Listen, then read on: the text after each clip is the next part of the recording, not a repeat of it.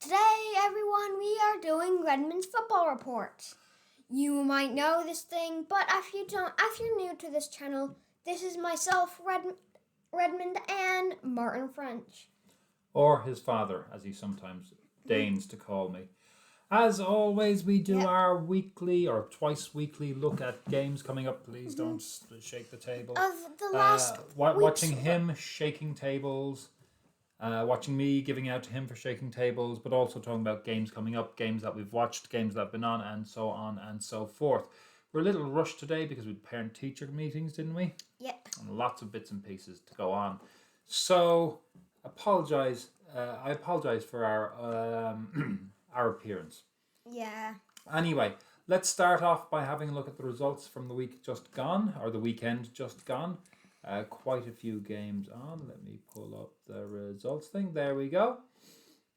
So you can look at them in greater depth. You know, Wolfsburg cementing their place in second over Turbine Potsdam in the Women's Bundesliga. Yep. Buriram turning things around against Ratchaburi and hopefully, from their point of view, jumping up. I had that one. Redmond had the first result. Fenerbahce lost to Galatasaray. Neither of us got that right. Atlas drew with Santos Laguna, which I think is a very good result for Atlas, but not so good for Santos Laguna. Neither of us got that one. Palmeiras lost to Tigres. Redmond predicted it. I kind of felt it, but I didn't want to be always the same as he is putting down. Morocco won 2-0 against Mali to win the African Nations Championship. And I just have to take away that one from Mali. I would get the score exactly right. If he just took away that one from the three, he would get it exactly right. Yes. Olympia lost to Libertad in the first game of the Paraguayan Championship or League, which neither of us predicted. And our first ever one right in this week, we have Bayern Munich 2-0 win, and also my father guessed it 2-0. Well, yeah, that's the first one that's spot on. Yep. We didn't think Guinea would win against Cameroon. But they did, 2-0 in the fourth place playoff. That Cameroon pretty much had a Brazil, I think we should turn into a phrase. In the women's, Empoli also got 3-0 defeat at the hands of Juventus. But seriously, folks, check it out. Empoli's centenary kit is the business, absolutely. If you can get your hands on one of those and send it to us, we would be eternally grateful. So, Empoli FC, male or female people, men or women there, anybody working there, please send us on those kits. They're beautiful. I swear I'll wear that the next time I have it. Gorgeous kit. Because that's the important thing to take away from that game. Girelli got scored 2 for Juventus there. Inter Turku turned up with a 2-0 win against in Espoo against Honka. Good start. Furon getting his first goal. Can't remember who got the other one. Juve got 2 against Roma to win 2-0. Liverpool did not do well against Manchester City, but you know, it's football. That kind of result will happen. There have been mad results for all teams all throughout this season in all the leagues. And Real Betis ran Barcelona very closer than I thought. 3-2 the final score there. I think they were a goal up initially. Messi comes on, then scores one and provides another, or was it provides 2? I don't know. But that's what you can expect from Messi. Did you know, actually, my second favorite team in Spanish football is actually Real Betis. Why is that? Because we went to the Real Betis shop. Yes, we were in Sevilla, or Seville for the rest of us, and there we actually were able to go to both the Betis and the Sevilla shop. I think we both preferred the Betis shop. I like Betis because they are literally a team of the working people. Yep, and they also have a quite cool kit those days. They had green and white. Green and white stripes. You might see that here yet if you're not careful. Right, let's close away the results. In terms of match of the weekend, I didn't actually. I wasn't able to pick one out. What was your favourite game of the weekend? Well, I actually think the game the week could actually be the Bayern one. The 2-0 win over Ahly? Yeah, because it was a quite good game. I thought Bayern would get far more than 2, but Ahly did some good football. Yes, it was. And we also saw in the part of the game there was like this very funny part when like basically half of the squad was actually offside. Most of the Oh squad. God, yes, I remember that. Like, how are they all offside? And they were like just Wasn't that in playing. the Palmeiras Tigres game? I think it was Palmeiras Tigres. And they were like passing the ball around and then Palmeiras. scored. Why do they not know about offside? I'm sure they did, but they didn't seem to be too bothered about it. Anyway, I would say probably it should be Betis against Barca for pig iron's sake. Right, let's get on to our previews. So we're going to start off, again, we're going to split the FIFA Club World Cup in half. We're going to start first by looking at the third place playoff and then finish off by previewing the final. Big money on us to not have a massive upset there, I think. At any rate, the third place playoff, they both take place on Thursday. I think the third place playoff's at 15 hours CET, or is it 16 hours CET? At any rate, that is Ahly against Palmeiras. I will pronounce that right once, but I suspect it'll be by accident. I thought Ahly were a bit unlucky had they drawn Palmeiras, I think they could have been in the final. Bayern were always going to win that. Catching them on jet lag was their best hope, and they did pretty well against an amazing team. Palmeiras are deservedly, honestly, in the third place playoff rather than the final. They did not impress in the Copa Libertadores final. They didn't play Gabriel Veron. That is obviously, presumably, not their fault. I'm guessing that he's still unfit. But they didn't show very much against Tigres. It wasn't a shock to me to see Gignac scoring and putting Tigres through. Redmond, who do you think is going to win between Ahly and Ittihad? Ahly can just fire that. Ahly and Palmeiras. Sorry. I think Ahly will just fire one, but Palmeiras just can take home one of them. You reckon it'll be a draw going to penalties, presumably? Yeah. And Ahly will win. Okay, I'm gonna. Well, so we have a formal prediction. I'm predicting. Maybe if it goes to the extra time or penalties, I'll still say Ahly will win. Okay, I'm going to go down the Egyptian line as well and predict Ahly to win 1-0 in a very tight game.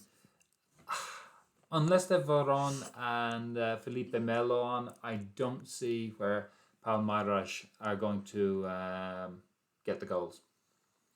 And anyway, moving on to Asia, and you may have heard me, and not too far away, to Jeddah in Saudi Arabia, where you may have heard me giving the game away of what the next game we're looking at is. It's the other Ahly, with an I, for reasons I don't understand, and Ittihad, I should say, Ittihad.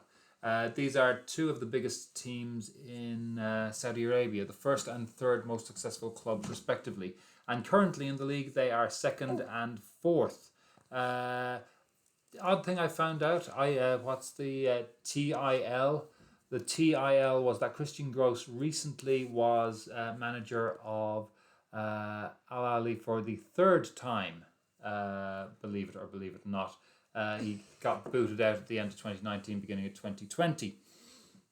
Meanwhile, the former Corinthians boss, Fabio Carile, is in charge of the other Jeddah team, Ittihad.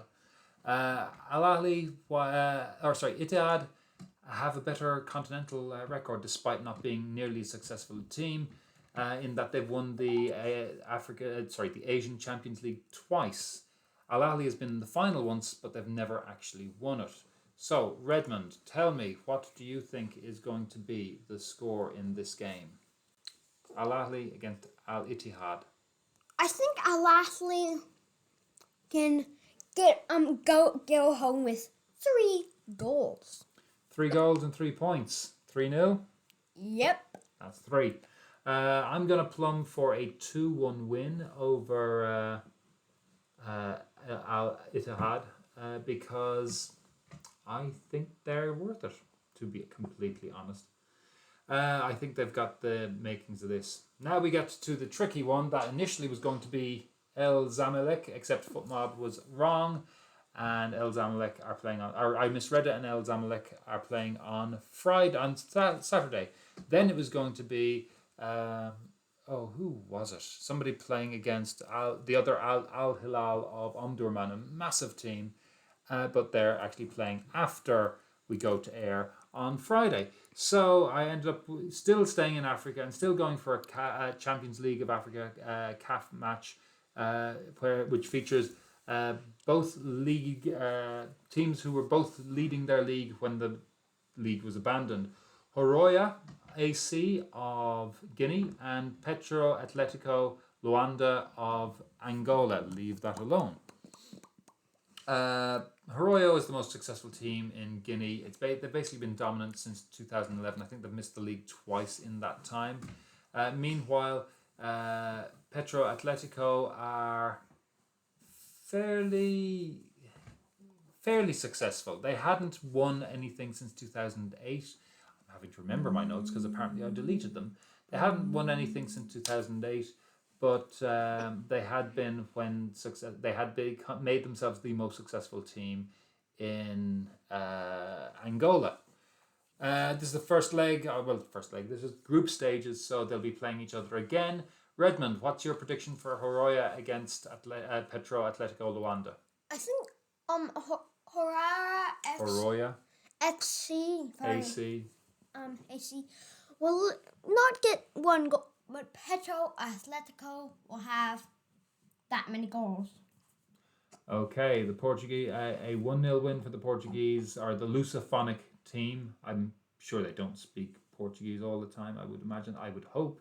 There are multiple different languages in Angola that get equal love, but it is also a former Portuguese colony. Horoyo, I think Guinea was Britain, or was it France? My knowledge of colonialism is not what it should be. Horoya won. Horoya, I'm guessing, are going to manage a 2-2 draw. Guinea did really well in the recent African African Championship, which suggests they have a very good league. So I'd expect them to do well, but it's hard to know with these games, especially with the COVID. Redmond. Well, you've just given your score, so go on. Well, I think just where was the game? It's taking place in Guinea, Horoyo's ground. I don't think Horoya could basically get anything. Okay, so I want to repeat exactly what you said before. 1-0 to Petro Atletico Luanda. Moving north to Europe, we're going to look actually at the Women's Champions League as there's a fixture to be fulfilled. The round of 32 has already taken place, but unfortunately, owing to restrictions in Norway particularly, the game between Vålerenga and Brondby was delayed, cancelled, whatever you want to say. So now they're finally playing out it instead of as a 2-leg game, as a single-leg fixture between the two in Brondby's ground in Denmark. Brondby are 3 times Champions League semi-finalists. They were runners-up in Denmark last year, while Vålerenga are first-time champions. They've only been in the top tier in the league. What's it called? The top Syrian in Norway since 2011, which is the league has a 32-year history. But they were runners-up the year before last, and last year they finally won the league. So Redmond, leave that alone. Just because you're not talking doesn't mean you can go and fiddle with other stuff. What is your prediction for the game as you shake the desk once again? 3-1 to Brondby. Okay, I'm going to go for a 2-1 win. Brondby have greater experience than Vålerenga, and also it's away from home and it's a mess. These messes often are messy. Moving while we're there, going sideways into a different cup, we're going to the Netherlands, to the KNVB Cup, where a lot of the quarterfinals are taking place this week. Traditional rivals PSV, Philips Sportsverein, and Ajax, both former Champions League winners, both former UEFA Cup winners. They're a very Actually, good. neither of them are former Champions League winners. I think it's both. They both. Well, Ajax did, but they're both famous for winning the European Cup. Well, Ajax, did you know, is a very wealthy team in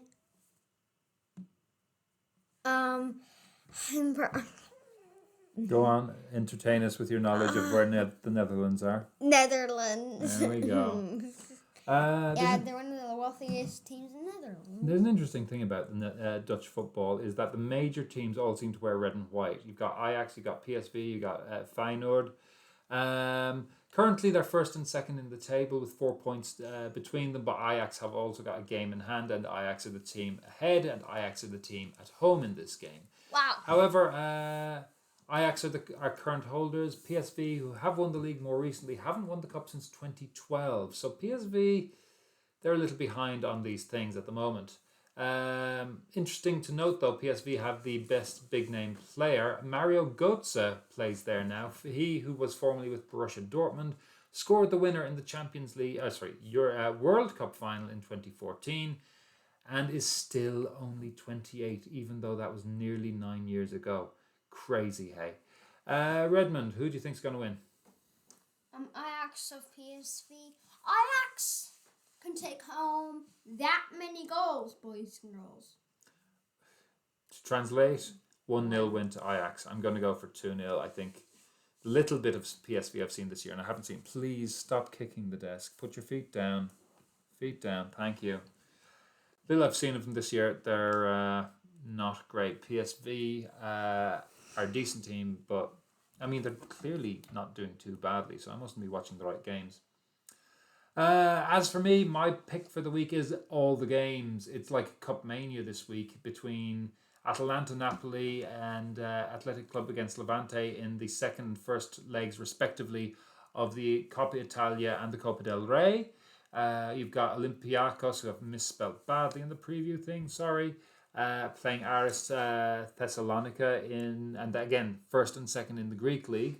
Braga and Porto. Which I can't remember, it's that third and fourth or third and fifth in Portuguese. LKS Lodz against Legia Warsaw in Polish Cup. Lodz are playing currently first, I think, in the second tier, and Legia are second in the first tier, something like that. And then big Danish clubs like Odense playing with Jutland. There's tons going on. I know the weekend, get off me. On Friday, I think there's a game between Banfield and Racing Club in Argentina in their cup. It's cup madness. So watch some of it. And Cup Mania is a new feature. Do you think we should put a new feature? No new features. We're already eating horrifically into time. Cup We have Mania. 10 minutes, less than 10 minutes left, and we've still got a load of games to go. And speaking of Cup Mania, another of the sort of the Redmond picks, it's Inter Turku against Mariehamn, or IFK Mariehamn in the Suomen Cup. Again, the Finnish Cup takes place in essentially giant indoor tent pitches. And it's group stages right now. And Inter Turku playing nearby Mariehamn. Mariehamn are literally a 7-hour boat trip away from Turku, in the middle of the sea between Turku and Stockholm. They're on the Åland Islands. They're local rivals. Inter Turku have been doing pretty well. They haven't won the league lately. IFK have won the league more recently in 2016, but they have slipped away since, and I don't have great expectations for them this year. A couple of years ago, they had a great first part of the season, then they slid away completely. Redmond, what is your thoughts on the score for Inter Turku against Mariehamn? I think Inter Turku can score 2 goals, but Mariehamn get that many goals. 2-0. Thank you. Any further elaboration you want to make?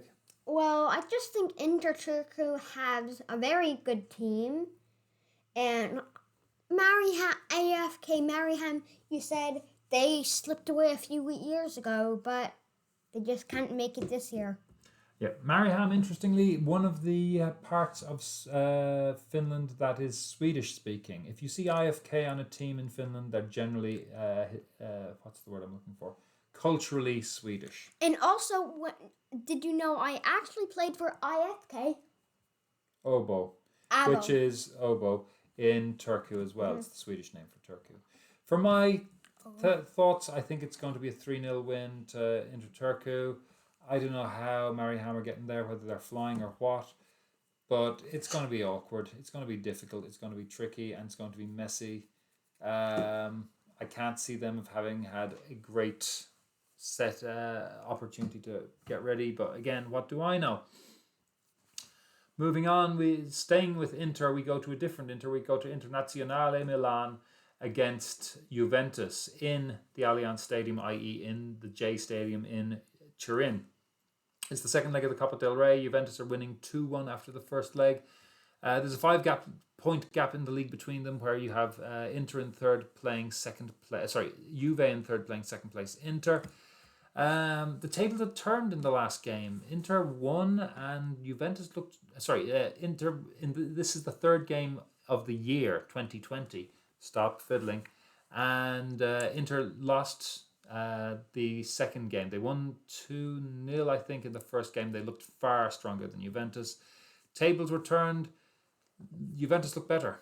Dybala is not back yet, but Lukaku is. However, it also must be noted that Arturo Vidal, formerly of Juventus, now of Inter, is also out. So I think that's going to play a part in the game. Redmond, what are your thoughts on the score of the game?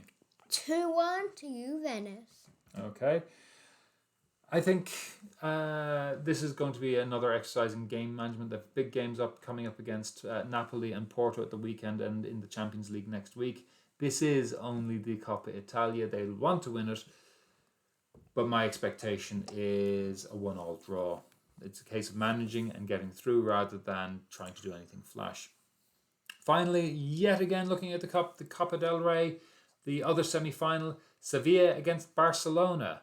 Currently, again, this is going to be over 2 legs. Sevilla currently 4th, Juventus 2nd, a point, and Real Madrid between the two.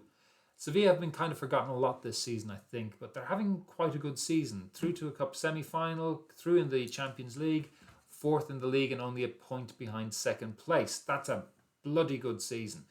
Barcelona, conversely, are having an excellent season by the standards of literally any other team apart from them and Real Madrid. Messi, however, seems to be back, and he seems to be doing what's needed, which is basically carrying most of the team. Redmond, your thoughts on a score in this game? Sevilla 1, Barcelona 2. Oddly, I think it is going to be the game that Barcelona need more than any other. The game where they lose, and lose badly, and it can wake them up to turn things around. I don't think they're going to win the league at this stage. I think it's Atletico's to lose, but this is a wake-up call they need, and I think it's going to be 2-0. And whether they go through to the final or out of it in the cup, it is going to change their season. Meanwhile, they play the winners of Athletic Club, who are also playing last year's Copa del Rey final in April. They play the winners between Athletic Club and Levante, which is also another 2-legged affair. Moving on, finally, we stay in the Spanish-speaking world. We move across to South America to Chile in the game between Universidad Catolica and Unión La Celera.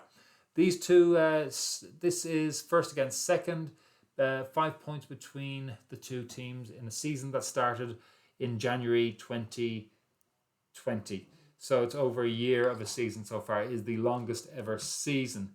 In the world? In the history of Chile, I'm sure. Universidad are basically one of the big three in Chile, and the other side, Unión La Celera, have never won it. There's only 2 games left in the season. So their Unión La Celera are 5 points behind, and first and 5 points ahead of second. They've also got a massive goal difference advantage on Union Español, I think, which is third. So that basically means that a draw will guarantee them for the first time ever the the group stages of the Copa Libertadores. Obviously, there's a slight chance that they can win the league. It's looking unlikely. We'll get on to it. Redmond, Universidad against Union La Salera. Yes, La Calera 1. Universidad Catolica. 0. So 1-0 away win. I'm going for a 2-0 win for Universidad. The more I think about it, the more I'm thinking, no, it's going to be a draw because it'll be a fix.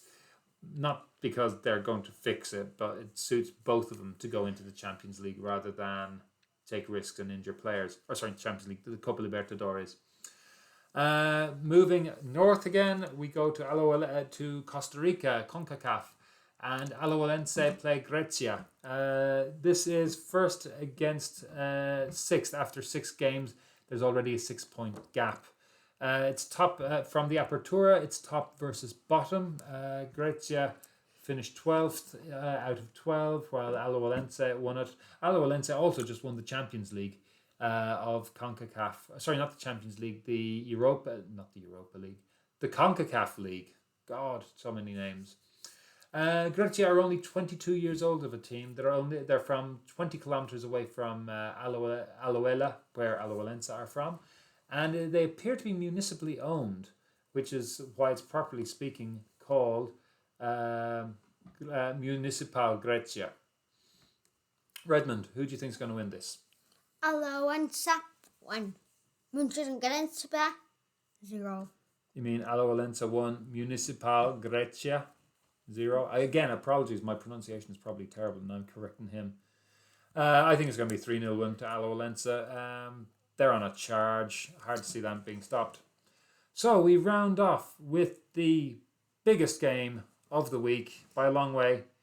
Tigres against Bayern Munich.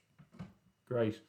The big standouts are Gignac and Lewandowski. They've been the standout players of the tournament so far. Gignac had 2 games to do it and scored 3 times. Lewandowski played 1 game and scored twice. This is the first time somebody from CONCACAF has gotten to the final. Previously, it's always been the European team, or almost always been the European team, but always normally one from normally CONMEBOL, i.e. South America, and there've been 2 finalists each from Asia and from Africa. Nobody from Oceania yet. This is the first time for somebody from from North and Central America, they being definitely from North. The chance of beating Bayern Munich in this tournament is likely gone. They had something like they departed on Friday and played a game on Monday. Sorry, they played a game in Germany on Friday and another one on Monday in Qatar. I think that would have been a chance. Ahly botched it. I can't blame them. It's Bayern bloody Munich. It's very, very rare they would win. If they won, I bet Tigres fans from all over the world would be so happy. They would be tearing up the place. Mm-hmm. So again, I'd love to see Tigres win it. It would be much more interesting than another European win, but it's very hard not to see it. So Redmond, what did you think would be the score between Bayern and Tigres? I'm giving Tigres some good things with only 1 goal. And that's really good for Tigres. They scored 2 in the previous game. Mm-hmm. But 1 against Bayern is very good. But Bayern takes home 3. So yeah, I would imagine Gignac and a double from Lewandowski would be that score. I'm going for a 2-0 win for Bayern. Gignac will be mightily disappointed, but also they won't get very close to the ball, I fear. And that is our list of previews for the week. That is just barely under 30 minutes, and there's 30 minutes. Folks, thanks for sitting in and listening to us ramble on for a good length. Mm-hmm.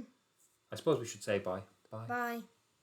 Have a good one. We'll see you on Fridays, 1800 hours CET. On same times, same place, on Redmond's Football Report. And as always on these previews, all the times are in Central European time.